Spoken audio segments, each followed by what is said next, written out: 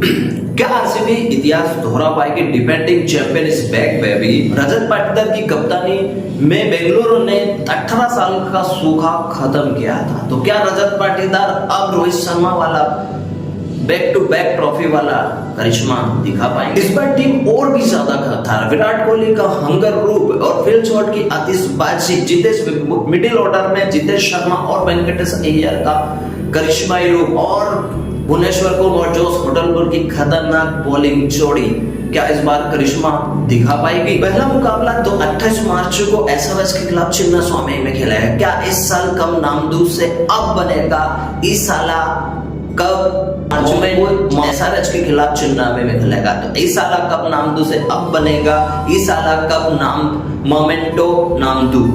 Comment section में बताइए कि आरसीबी ट्रॉफी जीतने वाली है, फिर इतिहास दोहराने वाली है या नहीं? कमेंट सेक्शन में जरूर बताएं। साथ में टेलीग्राम चैनल ज्वाइन करें और साथ में यूट्यूब चैनल सब्सक्राइब करें। आईपीएल की अपडेट आपको इसी तरह मिलती रहेगी।